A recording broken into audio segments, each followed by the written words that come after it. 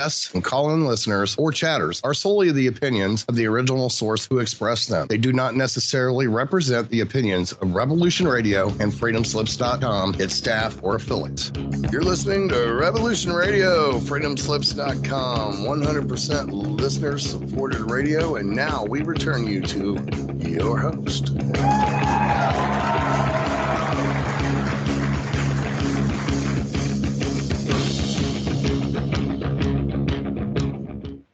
Ladies and gentlemen, welcome back to another episode of Cosmic Catastrophe on Revolution.radio. I am your host, Diamond, from the Oppenheimer Ranch Project.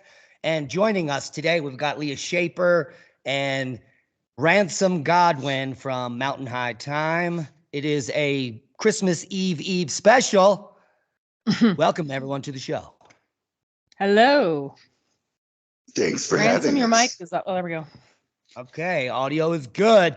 Today's show is going to be jam-packed with secret pictures from a non-disclosed area, mostly in a foreign language.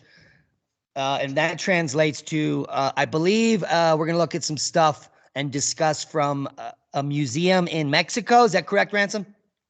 Yes, it's the National Museum of Anthropology, I believe.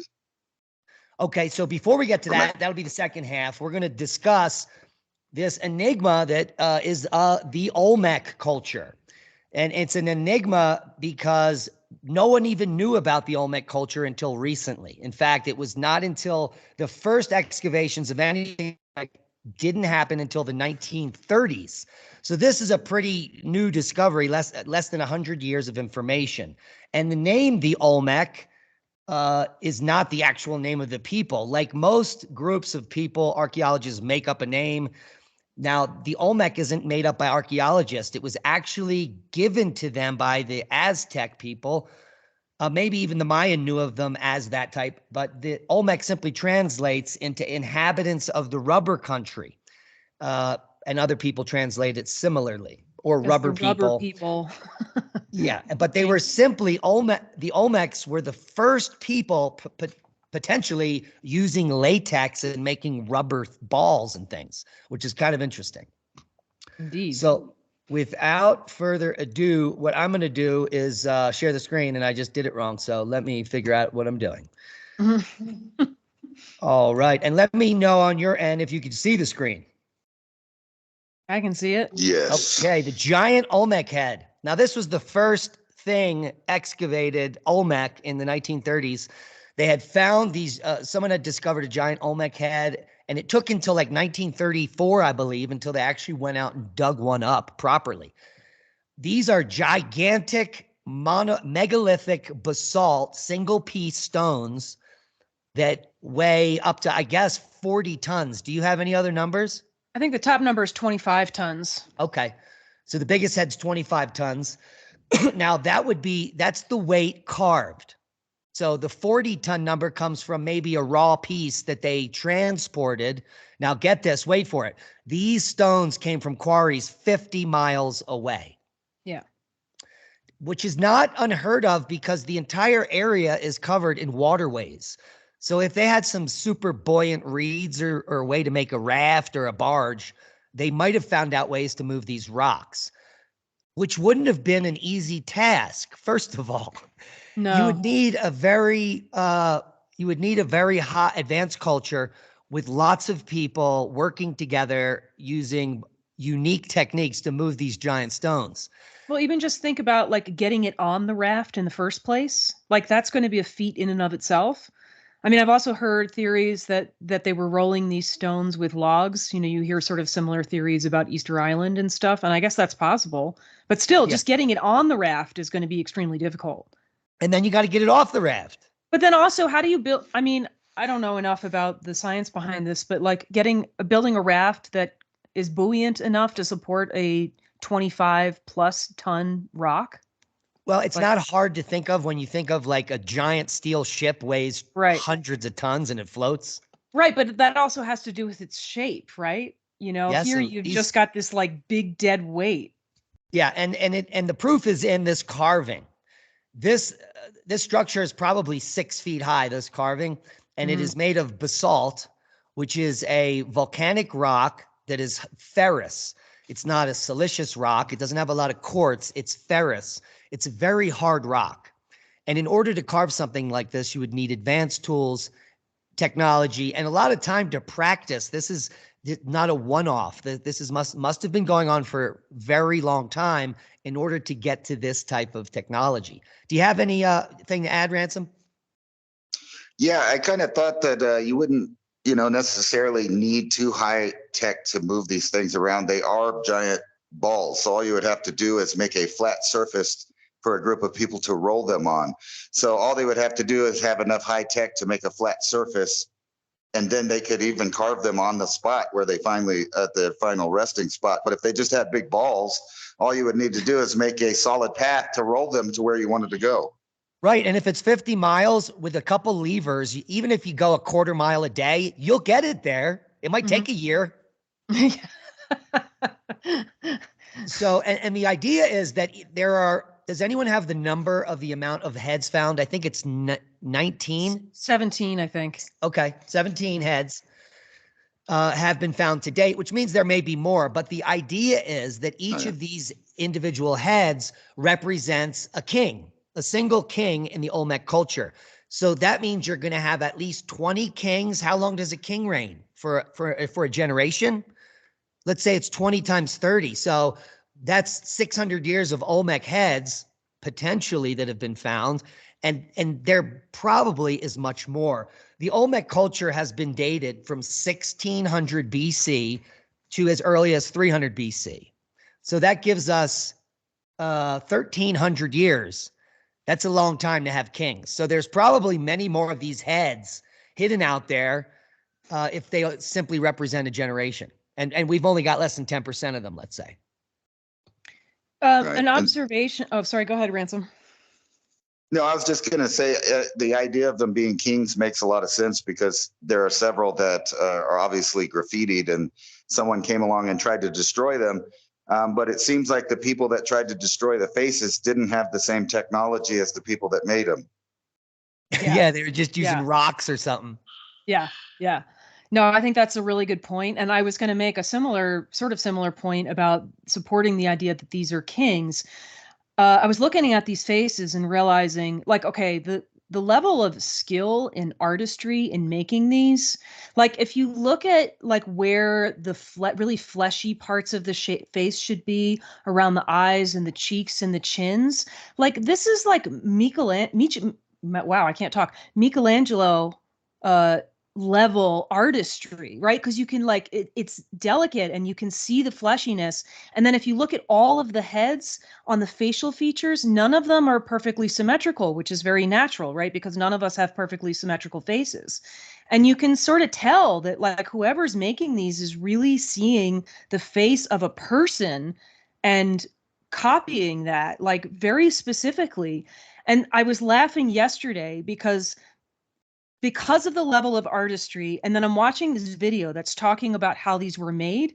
And they're claiming that these heads were carved by using other rocks and like pounding them with other rocks. I'm sorry, but you're not going to get the accuracy and the delicacy that you see in these heads by doing that. But I do think that the specifics of the details of the faces really support the idea that these are individual people that are being like revered in some way or memorialized. Yeah, and the conspiracy theory out there with some of the first heads is that it's a big conspiracy. There were Black Africans in Central America 3,000 years ago, or the lost tribes of Israel, or some ridiculous thing that has no basis in fact. Indus Valley is a new one I just heard. That these people are from Indus Valley. What are your thoughts on that, Ransom? Because I have an amazing graphic up here of an actual Olmec here, and it's side by side with an Olmec head. What are you saying? Yes, I was going to bring that exact point up. Traveling around there, I saw plenty of people of different nationalities actually that could fit that head. So the idea that just because that has certain features that you could say that there's somebody that's far away with no evidence, it doesn't make any sense. And the idea also, we do know that these populations from Central America down in South America have a lot of admixture from Polynesians and different places. So we know that's factual, but the idea that there are any other people possibly than the people that live there, and that's a good graphic. I was going to bring that up. I've seen plenty of native people right in the area that look exactly like the statue. Yeah, excellent point. And the genetics, they've done massive amount of genetic testing around Mexico and the populations of Mexicans, which are going to have Olmec people in them and Maya and Aztec. It's going to be in there. But when they looked at the major genetic subset, the genetics have been pretty stable since around 16,000 years ago. That means that these people are the people that were from there and have been there for the entire Pleistocene. It's not like a whole new race came in that would show up in the genetics. And what's interesting is about the Mexicans or the Mayans or the Aztecs or the Olmecs is that when you look at it, 60% of the genome comes from Iberia and West Africa. This is pre-16,000 years ago. Yeah. So what we can clearly see is that a lot of the indigenous people in America probably walked over the land bridge 25,000, 16,000 years ago and started mixing with the native populations here. Because we know from the footprints in white sands that there were already native groups here 22,000 years ago walking around. And there's even sites in Mexico, in this region, in Puebla, that we talked about last week that may date to 250,000 years ago. Yeah. You know what is interesting, though, on the genetics? It's like, okay, you've kind of got two sets of facial features. You've got this one where it's like you've got the sort of flat nose and the full lips. And then elsewhere in South America, you also get like that almost like hooked nose that's not flat like that has a really strong bridge. Like you see that in the Maya and the Aztec. Yeah. So that's kind of interesting. There's an Aztec nose right there. Yeah. So it's kind of interesting because it's almost as if like maybe there is some amount of genetic difference between the people that were the Olmec and the people that were the Maya and the Aztec, and maybe they've sort of coalesced since then, because it kind of seems like, considering that the Olmecs predate the Aztecs and the Maya, it almost seems like they were almost like the overlords that went away, and then the Aztec and the Maya took on a lot of their cultural aspects. I don't know. I mean, who knows? But it's pretty interesting. Now, here's the problem. The problem is that when the Spanish came here, they burned 99% of all written Mesoamerican history because they were trying to assimilate them. Right. And now that everyone there speaks Spanish, which is even more interesting. Right. So we don't have any history, and archaeologists have to make it up. And so they separate the Olmecs from the Maya and the Aztec. When if you look at the culture of all three groups, they all have this serpent, they all have the Quetzalcoatl, or they all have the same basis in religion. And this even goes all the way into North America and all these, especially in the desert Southwest, the Chacoans. So when we have this period flourishing all the way to 1200 AD here in America, they still have ball courts. They still are using rubber balls from this region up in North America. And it all started back here with the Olmecs. It's all related. These aren't separate people. What it is groups that come to power for some reason. Maybe it's climatic. Everything is good and you can have large populations and there's tons of stuff to eat. And then it goes away when things get bad. And so the rise and fall of these cultures, it's not different groups of people. It's weird. It's all this. The people are all there the whole time. Well, go ahead. Even archaeologists acknowledge that a lot of these Olmec artifacts were found like amongst Aztec and Maya collections, right? So the Aztecs and the Mayans are acknowledging these people as their ancestors and holding on to those because they mean something to their culture, because it is continuous, like you just said. Yeah, it's like our great-grandparents. These are the people that taught us how to make pyramids. These are the people that taught us how to carve masks and to worship our God and play this game. And how to keep track of time with our calendar, right? Like that's a big one. Exactly. Ransom, you have anything to add here? Yeah, the oldest examples of this, what people call the Mayan calendar, is actually Olmec artifacts with some, the symbols are not quite the same. It's like for example, like Proto-Sumerian versus cuneiform or something like that.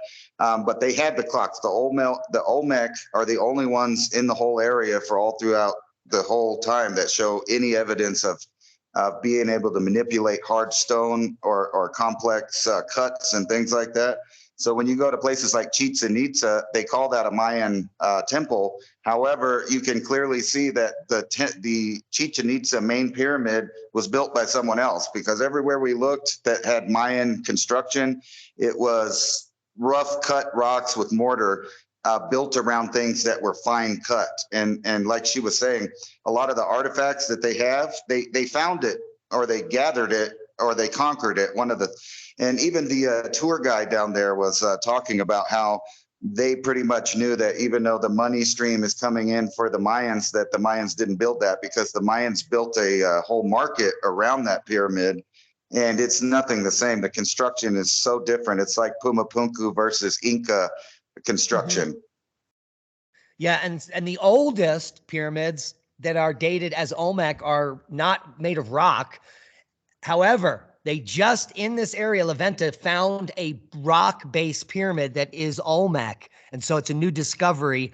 And if that would be the case, then here is one of them that is a mound. This is an earthen pyramid made by the Olmec, which is interesting because some of the artifacts found by the mound builders up in Ohio, including something called the Adena pipe, is very Mayan. And or it may have all come from this culture. The Olmecs were the first to build mounds in America. So somehow this information got up into Ohio. And it's not unbelievable to think that a small group of Olmecs may have wandered up into North America or the Mississippi, taken a boat across the Gulf of Mexico and up the Mississippi. And that makes the most sense. It's the shortest point from this place, La Venta, to just take a boat up the shore, find the Mississippi River, and go up and start a new city. Well, and also the Olmec were known for trading over like a fairly wide area, so it makes even more sense in that respect. And the weird, the weirdness of their carvings. I mean, this is very reminiscent of a fat baby Buddha, in my opinion. That's what I think. I mean, it exactly looks like a fat baby Buddha. But so what's going on here, Ransom? You've looked at way more pictures and statues than we have.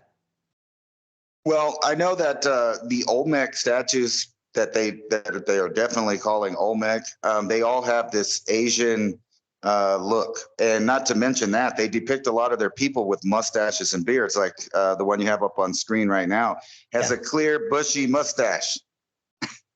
Yeah, and I maybe a beard too. I see some stuff there. Yeah, like a goatee or something. Yeah, and it's and the heads in the statues are much different than the heads themselves. They're more elongated. Yeah. Isn't that weird?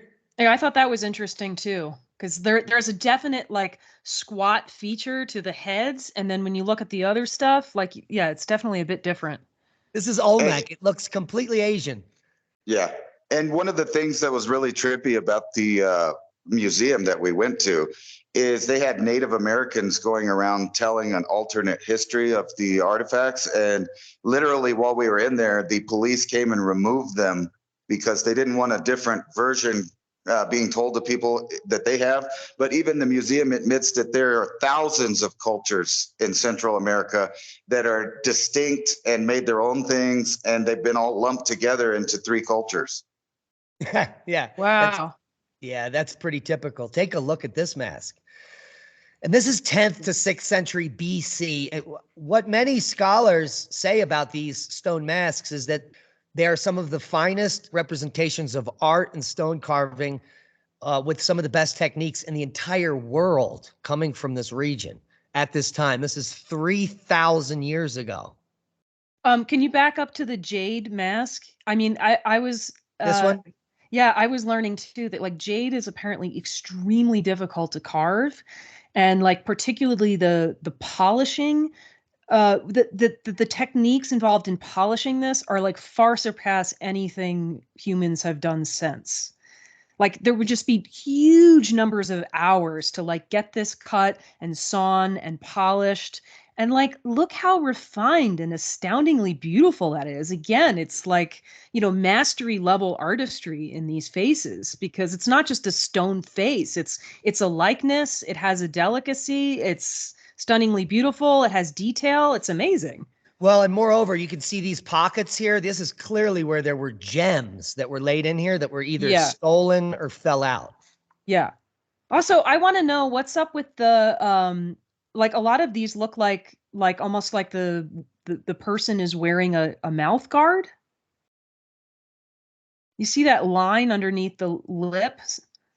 I think those were more gems. Oh, okay. Maybe like that's it how was they pointed out in another video that I was watching that it shows up on some of these masks that there's like almost like this line in there, which is not exactly teeth. It's interesting. Well, and let's look at the masks again and related to the heads. The people have thin noses, thin nose on this mask, a thin nose here, a thin nose here. None of the noses are like the leaders. Yeah, that's interesting. Why is that? You have any idea there, Ransom? Well, it could be like in other places where you had a royal class ruling over a different, a different genetic group, or just simply the fact that they're not from the same people. Yeah, that what you said earlier. They're just lumping us all together because they found these masks near some Olmec stuff. Yeah, because you find some of it looks like Hindu stuff. Some of it looks Chinese. Some of it has its own style that's never been seen before. Some of the figurines they pulled out of there have some, just like, what is that? Well, is that an alien? I mean, it kind of, and a lot of the stuff has, and like I said before, they've tested the genetics of lots of natives all the way down. So there's admixtures from European, and this is all pre-Columbian. So from the Inca all the way up to where the Aztecs were, they were including new groups of people. They might have been small groups, but they were giving addition for art and other things. And I think that's why you see all of these different styles. That Central America may have been something like an ancient Atlantis, as far as they might not have been seafaring, but other seafaring people would have found those natural ports right there, like the Gulf or on the other side in the Baja, and it would have all been in that same area. It could also be too, like, let's say the Olmec are like a ruling class of some sort and their genetics are somewhat different, but then over time there's some genetic mixing of the regular population and the elite class. And then you throw in also the fact that these people were apparently traders and had a wide trade network, so then you get to bring in the other smaller cultures that are around and you get a lot of mixing that way. So maybe it's all a function of that. Like, it's almost like this is like a melting pot, like America in some kind of way. Yeah, I would agree with that. Now, this is an archetype that comes from the Olmecs. It's one of the earliest fusions of man and animal. They believed in a jaguar human hybrid or something like that. Lots of their carvings, some of them have jaguar heads in the back and forward facing heads, but these are clearly an amalgamation of human jaguar, probably that same archetype that they had. And it is hypothesized by some that early Olmec got a hold of some psychedelic information, maybe ayahuasca. I think it's where ayahuasca comes from, because it's coming from this region, like most of the shamanic people, and this is what they're some of the first cultures in this area tapping in to hallucinogenic plants, and that may have led to them building pyramids and doing all this great art. They have made statues of psilocybin mushrooms. Oh, well, they're definitely eating mushrooms. Yeah. And then they saw aliens. Take a look at that. It looks like a gray alien. But this is the same mouth on that weird thing, Ransom, right here. What is that depicting? Yeah. I don't know. There's a really old one that looks creepy from down there too. Same face. Do we have pictures of that? I think it's in there, yeah. All right, we'll be right back with more on the Olmec.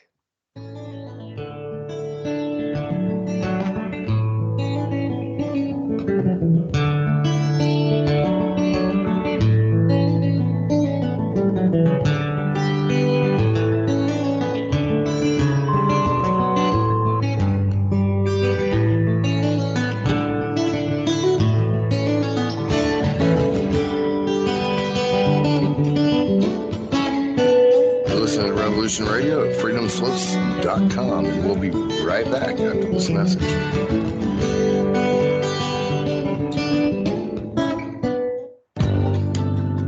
Who owns you? If you're not in control, then someone else is. Join me, Ivy West, for Voices on the Wind, Saturday. I discuss government, health, metaphysics, suppressed science, universal mysteries, little-known incredible facts, alternative energies, and even more than you can imagine. There was blood on the wire. Won't you join us on Revolution Radio Saturdays for Voices on the Wind with me, Ivy West. There are lives in the balance, people under fire, children at the cannons. There are... Because if your head's in the sand, your tail is a target. The Secret Kindergarten is here for the young children of the world. The best program on the radio for kids, dealing with the most important topics in the whole universe. Fairy tales, music and movement, numbers, plants, animals, fun, colors, insects. Take care and cast your ears out to catch a story from the world of other young things. Reach out, up, under, and over. Sing a song. Talk about feelings.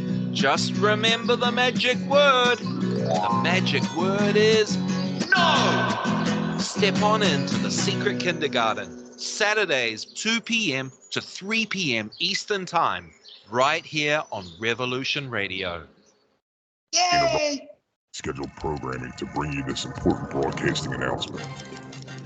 Now is the time to explore your greatest potential, embracing truth, health, and wellness while discarding the system and exposing its corruption. Experience true freedom every Saturday night between 6 and 8 p.m. Eastern Standard Time. Live from Studio B, it's the Jonathan Wright Show. Find it right here at revolution.radio.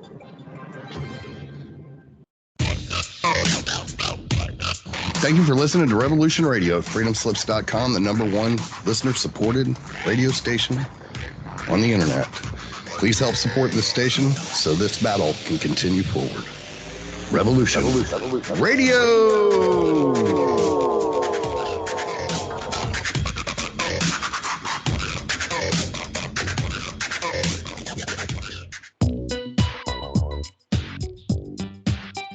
Join me on the Brian Rouge Show on Revolution Radio, Eastern Standard Time, every Tuesday night from 6 to 8. We talk about the four most vital things, in my view, affecting all of humanity.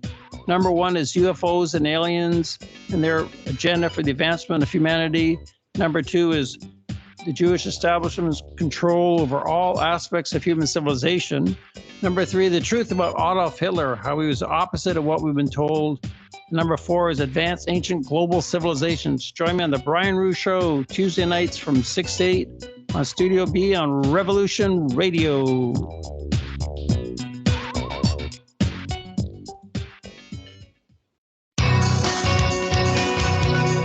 Thank you for listening to Revolution Radio at freedomslips.com. Any commercial advertising you may hear in this program is of the sole discretion and benefit of the host of whose program you are listening to. Revolution Radio does not endorse any commercial products, nor does it accept monetary compensation for on-air advertising of commercial products, nor will it ever. We are and shall remain 100% listener supported. Any product advertising on this program are considered used at higher risk, and Revolution Radio shall not be held liable for any claims or damages received from any product advertised within this program. Revolution Radio, where information never sleeps.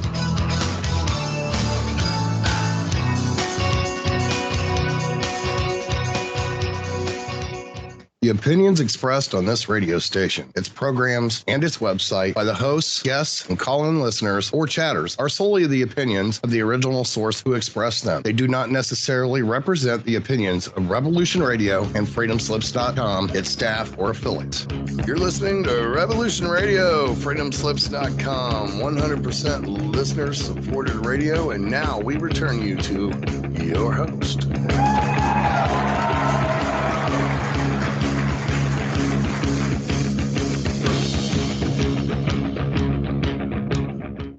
And we're back with the second half of Cosmic Catastrophe on Revolution.radio, #1 listener-supported radio on the internet. So become a member, support freedom of speech, go to Revolution.radio, become a Patreon, and support the work that they're doing over there. Welcome back to the program, ladies and gentlemen. We were talking about the Olmecs, and am I still sharing the screen?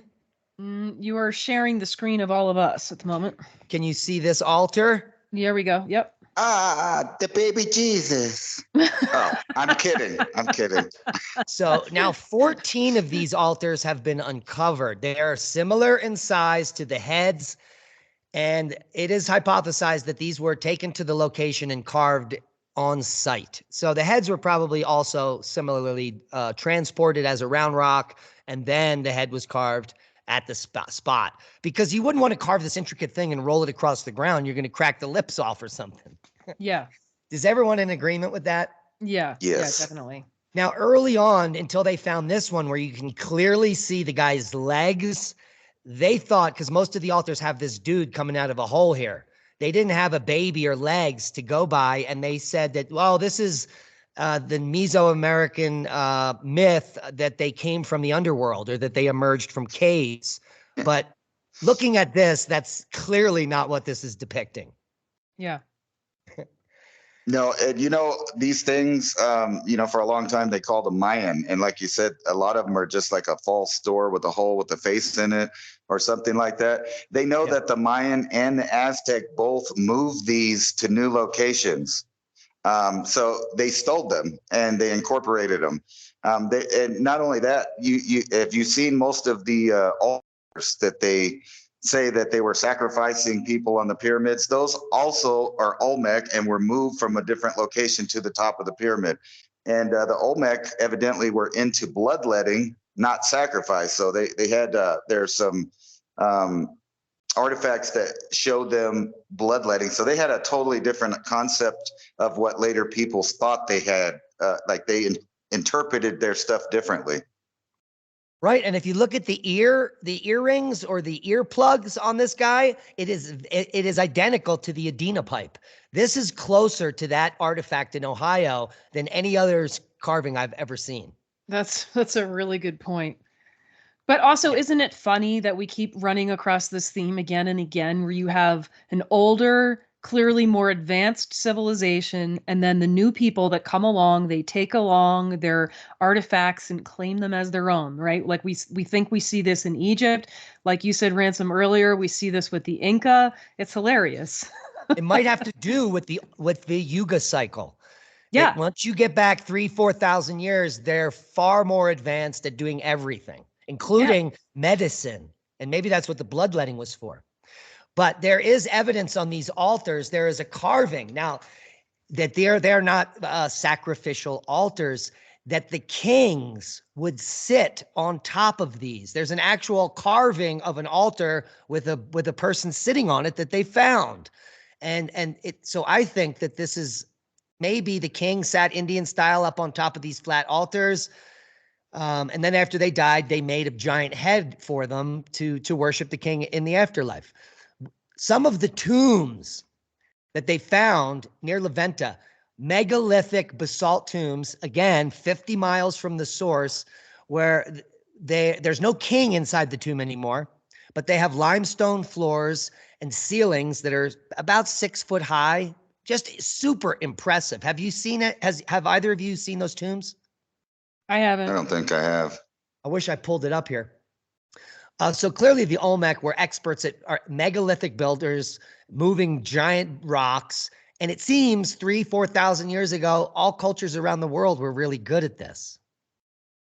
Yeah. And it's not till like now until we can move blocks this big. You know, I was going to say one thing about those heads. There is an example of how the head, the morphology of the way somebody looks changes really fast and disappears into another population.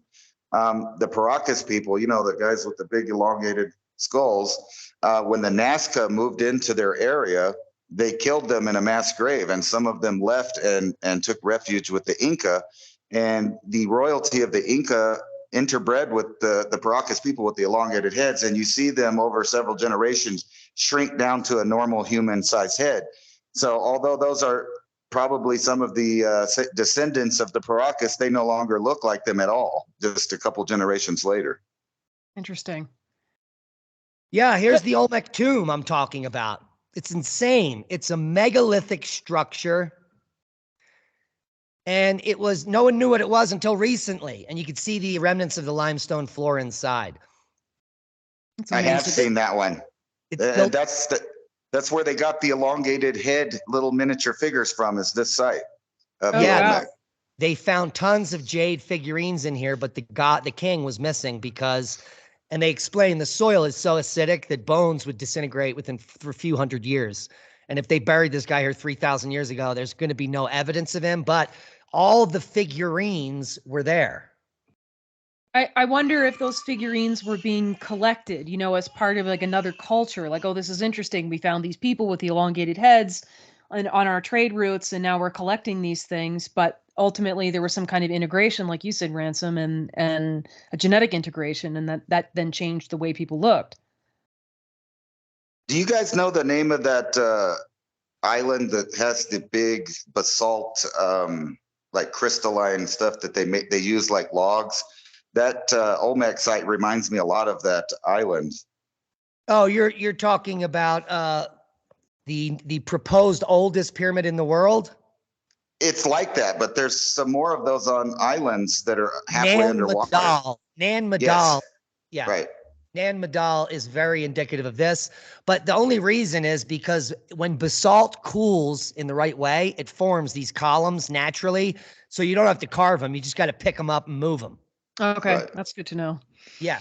So any of these cultures that were smart enough to move heavy rocks, if they found basalt logs like this, it's like a rock log. If you're making a log home and it burns, it lights on fire, and then you find these rock logs, well, you'd probably you'd upgrade. Yeah. Plus this, I mean, the shape like that has a lot of utility, so that makes sense. So these megalithic tombs are amazing. Now, I like the idea that Ransom gave us about all these other cultures being misinterpreted as just three. The reason being is, well, you just think about all the cultures that are just in this area. You got Mayans and Aztecs and Zapotec and Totonac and Olmec, and that's just scratching the surface. What we know about North America is that there were upwards of 80,000 different tribes before we eliminated them. Well, also, I mean, we've discovered via LIDAR rather recently that there's at least almost 500 quote unquote Olmec sites in this area. Like, there's a lot going on here. There are a lot of people here. So it only makes sense that you're going to have a bunch of different cultural groups. Yeah, it's a lot like Alexandria or something in ancient Egypt, where people were coming from all over the place. And actually, they have a display at the museum that has a pyramid of little figurines. And I think what that was is when they found that, it was kind of like a school where they would say, here's these people, they look like this, and these people look like this, and these people look like this. And there are a bunch of these little clay figurines. It was like a school, and they were telling people, this is all the different people. And this one right here, what you're showing there, I'm pretty sure that this dates back to the mythological Olmec, or people that they're not describing, because I doubt seriously the Mayan or the Aztec, either one of them made this. Yeah, I would agree. Ransom, is that museum in Villa Hermosa, or is that somewhere else? It's in Mexico City. Oh, okay. So no, different place. It looks like there's a really cool regional museum of anthropology in Villa Hermosa to the southeast of Mexico City. And it's a lot of Olmec stuff in it. All right. Do we have Yeah. Olmec head? Oh, what is this guy? Look at that.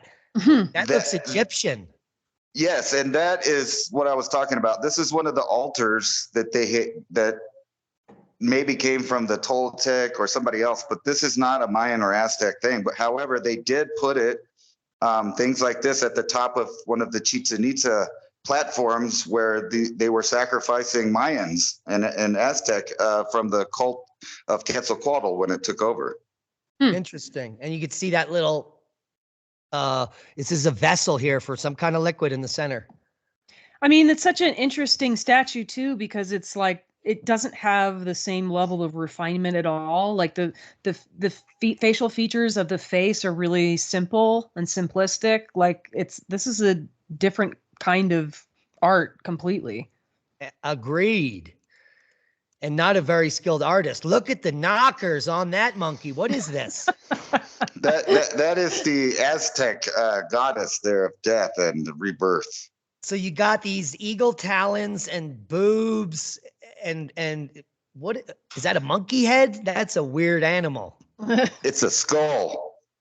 Yeah, they must have been eating mushrooms. Those ears are strange too.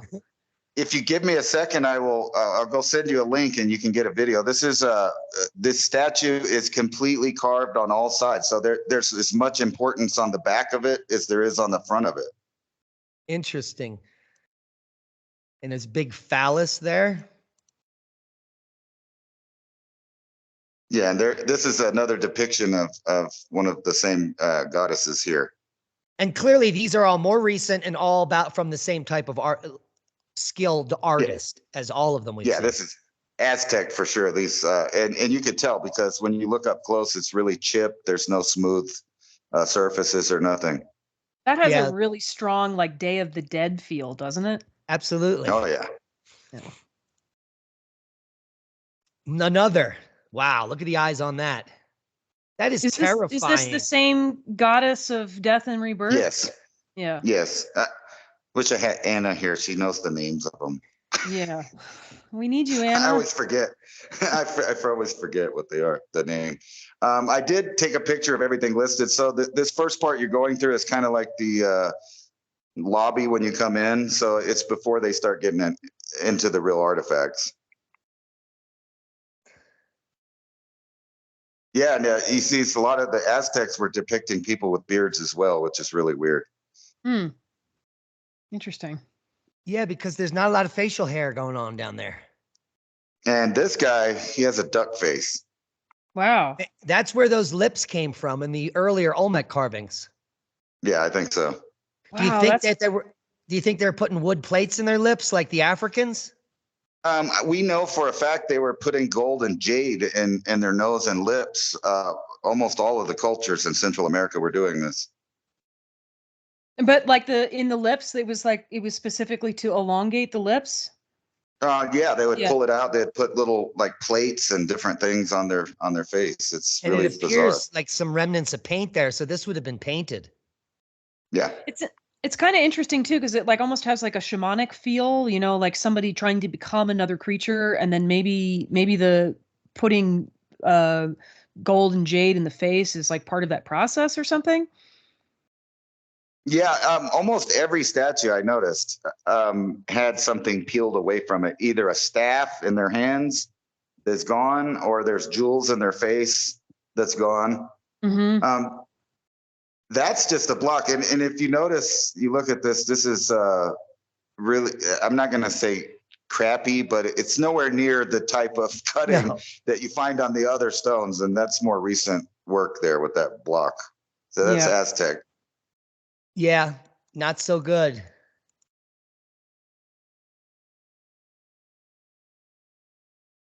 They were great at figurines of trying to show you what I think is, you know, what Diamond was talking about is the spiritual world where they would go. They tried to copy that in these little figurines of things they saw at the other place.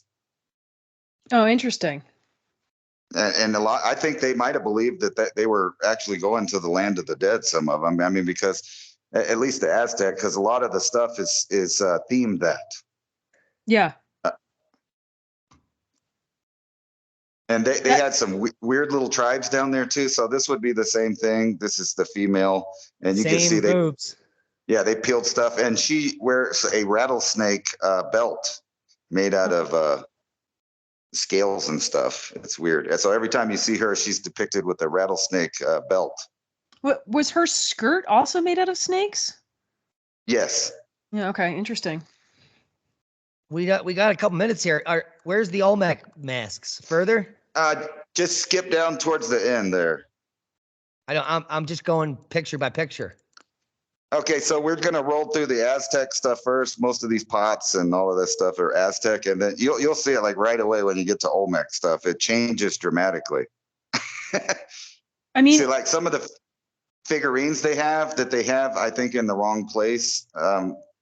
The Aztec, I think the most, and there's your holding hands people, by the way. That is an Olmec statue. Yeah, and look at next to it. Put in Aztec stuff. It looks crappy stuff here next to that. It's completely different. I mean, okay, all of the artifacts that we just looked at, like they're all in many ways very different from each other, right? And then you look at that Olmec statue, and it's like the level of refinement is so far and above and beyond anything else that we've seen so far. These are amazing too. And the duck goes all the way back to the Olmec. There it is. Yeah. So this section is mostly stuff that they pulled out of older stuff. So when you first go into this part, it's showing you some of the older stuff they found, and they try to put it all with the Aztec for some reason, and I think that has something to do with the Mexican nationality, like patriotism kind of idea. They like to claim a lot of stuff for the Mitchum people instead of the people that made it. The Aztec were pretty much no different, in my opinion, than the Four Corners people. They ground corn, they made rough stuff, and they really had a fascination with making objects out of bones, like flutes out of hips and leg bones, femurs and skulls. And they like to use older artifacts. So they would put older artifacts in their new art pieces. And they had a weird thing about a double-headed person, and I don't know if they were having birth defects or what, but this is a theme with all of the groups where you have this double-headed person, or sometimes it's merged together like a Siamese twins. It's really bizarre. Isn't there a repeating theme about twins in the creation of the universe or something? Yes. Maybe it's about that. What was the narrative? Do you know what the narrative was that the native people that came into the museum were trying to tell the people that the police removed? The guy was the main guy that the police removed. He was actually trying to say that they were mislabeling the objects and that they had purpose that they weren't putting in there. It's basically all he was saying. So this guy's definitely an Olmec, and he's like a fat baby, like you were saying before. Very Asian looking. Yeah. Fat baby Buddha. Yeah. Wow. Wow. Look at him. But at the same time, his head is almost a little bit elongated, not in the same way, like it doesn't have a cone shape, but it almost looks like a modified skull that was pulled up, doesn't it? Yeah, all the figurines of the Olmec, the jade figurines, are just like that baby with elongated heads. Interesting. Which is bizarre because of the roundness of the giant Olmec heads. So maybe they're confusing two different tribes or groups of the same time. Or I think maybe so. There's a guy back there, another one. Maybe it could also be something like this, though, right? You have the Olmec people and their naturally shaped head, the sort of squat head. And then maybe if you have a practice of head binding that you picked up from another culture, and so then you end up with these people with taller skulls. Or maybe they're different groups. I think the later groups were inspired by them, definitely. But the further you go back, the more Asian everything looks. Interesting. I mean, that kind of makes a lot of sense to me too. I mean, you brought this up early in the show, Ransom, the Polynesian DNA that's likely in these populations. So that could be playing a big role here. They've tested that. That's more towards South America but obviously where North America and South America meet, there was lots of trade and people meeting right there. It's as if that part of the world, like Mexico and southern Mexico, Central America, it's like the Turkey of the other side of the globe, right? Like it's the meeting point between Europe and Asia, and this is the meeting point between North and South America. Yeah, a lot of the genetics down there originated from a group called Northern Siberians or Paleolithic Siberians, which are not similar to Siberians today. So the Siberians that were there 20,000, 30,000 years ago have a huge influence Asian DNA. And it is purported that those Siberians are the ones that walked across Beringia 25,000 years ago and started mixing in the Americas. And it may be like a group of them stayed pretty genetically, they didn't mix a lot, and that might be where that Asian influence comes from 25,000 years ago. A group made it down to central Mexico there, and just, it was so warm and plush and fruit trees, they just stayed. So it very well may be that. And that makes a lot of sense too, considering that even today, a lot of the modern Siberian tribes, like the wandering tribes of Siberia, they still are very Asian looking. Yeah. There's so much we don't know about the world. It's insane. And the stories that are told by archaeologists typically are nothing more than fairy tales. Yeah, I've come figured that out now. Okay, so now we're in, this is totally Aztec after you see that head right there. So most of this, but what I've noticed is the Aztec were like per se, they didn't, you can see their work is really rough cut, everything. So they were accumulating treasures from the people they were conquering, obviously. They have bowls and plates that are made out of obsidian that look like a machine made it and polished it. Oh, and if you go back, you see another one of those little false doors they stole that was Olmec right there. See that? Yeah. Oh. That's really old, but they moved it to an Aztec site.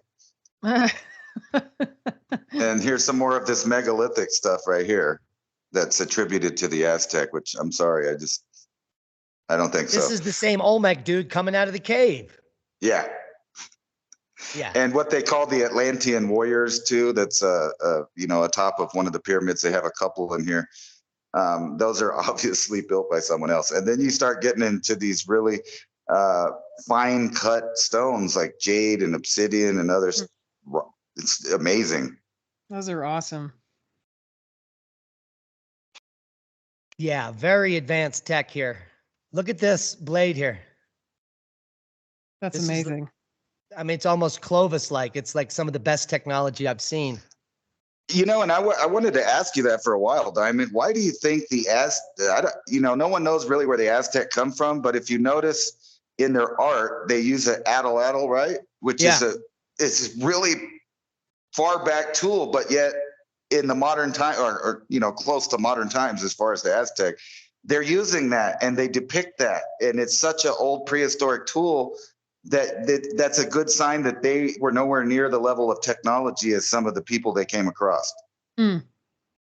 Absolutely, because that technology was being used 13,500 years ago. And does that one right there looks Egyptian?